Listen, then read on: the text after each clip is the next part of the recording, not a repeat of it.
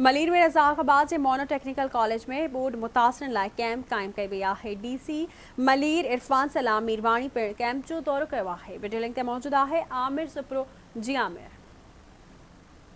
जी बिल्कुल, हींअर असां मौजूदु आहियूं रज़ाक़ाबाद जी बरसात मुतासिर कैंप में ऐं पाण हिते ॻाल्हि ॿोल कंदासीं जेके बरसात मुतासिर आहिनि ऐं ॿिए तरफ़ सिंध जर्नलिस्ट काउंसिल पारां जेको मुख़्तलिफ़ सीनियर सहाफ़ी आहिनि उन्हनि बि विज़िट कयूं आहिनि मुख़्तलिफ़ इलाइक़नि जूं कैंपियूं। पाण हुननि सां बि ॻाल्हि ॿोल कयूं त हू हिन कैंपुनि बाबति ऐं सहूलियतुनि बाबति छा था चवनि। कुझु बि न आहे, असांखे लाड़काणे सां आया आहियूं, ॿुॾी विया आहियूं, हिते पाणी सिर विया, जायूं वयूं, घर विया, माल ढगा विया, हेॾा रोंबा थियल, असांजूं सारियूं सफ़ा ख़तमु थी वियूं, का शइ न बची।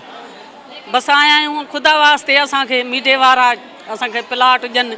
घर तबाह थी विया आहिनि, फ़सुल तबाह थी विया आहिनि, कुझु न बचियो आहे। कमाइण वारो बि कोई न आहे, नंढड़ा नंढड़ा बचा आहिनि, इन जे करे बेरोज़गारी आया आहियूं भाउरनि वटि जेको मदद थी सघे ख़ुदा वास्ते असां सां कनि। बरसात जे पाणी में ऐं सैलाब जे पाणी में असां ॿुॾी विया आहिनि, घर ॿार सभु डही विया आहिनि।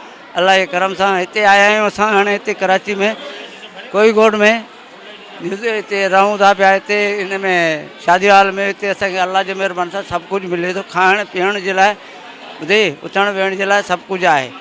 घरड़ो असांजा ॿुॾी विया आहिनि, आर पे ॻोठ में वेठा आहियूं, काई शइ न असांजी बची आहे, न माल बचियो आहे, न नया दाणा बचिया आहिनि। राति में असांजे ॿोॾ आई आहे, वाह वाह भॼी पियो आहे, काई शइ न बची आहे। असां थुॾिबा बचा अस्पतालुनि मां खणी हिते अचे पुॼाया आहिनि। असांजो घरड़ो ॼाणा हिकु पाड़े जे ॻोठ जा आहियूं, असां बि ईअं आया आहियूं, न घर घाट बि न बचियो आहे, सभु कुझु ख़तमु थी वियो आहे।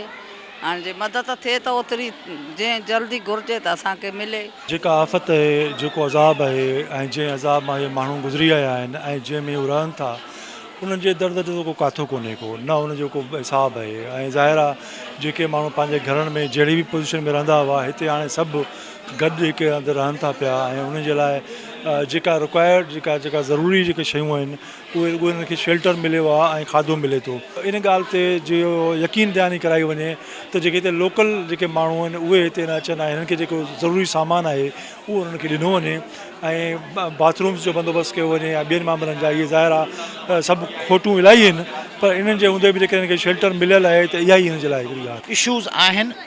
ही जेके रिलीफ कैंपूं नयूं क़ाइमु थियूं आहिनि, मुख़्तलिफ़ क़िस्म जा इशूज़ आहिनि, पर तसली जहिड़ी ॻाल्हि इहा आहे त ही माण्हू जेके अभरे सभरे हाल में हिते पहुता आहिनि, हिननि खे हिते छित मिलियल आहे ऐं हिननि खे खाधो मिले पियो ऐं हिननि खे तिबी सहूलियतूं बि हिन सां असां ॻाल्हायो आहे, हू चवनि पिया असां फ़राहम कंदासीं। हाँ जी बिल्कुल, मुतासिरनि जो इहो ई चवणु आहे त हिते खाधे पीते जो सामान त ज़रूरु मिली रहियो आहे, पर असांजे लाइ कोई टेंट सिटी क़ाइमु कयो वञे जीअं असां सुकून सां गुज़ारे सघूं। ॿिए तरफ़ सीनियर सहाफ़ियुनि जो इहो ई चवणु आहे त जेके बरसाति मुतासिर अञा बि मुख़्तलिफ़ ज़िलनि में तरसियल आहिनि, उन्हनि खे कराची तरफ़ अचणु घुरिजे। हिते रोज़गार समेत ॿिया बि तमामु घणा मौक़ा आहिनि ऐं हिते जेके मुख़्तलिफ़ ज़िलनि में बरसाति मुतासिर वेठा आहिनि उहे हिते अचनि। हिते काफ़ी सहूलियतूं आहिनि जीअं हू पंहिंजी ज़िंदगी सुकून सां गुज़ारे सघनि ऐं रोज़ी रोज़गार करे पंहिंजो घर बार बचो हलाए सघनि। जी।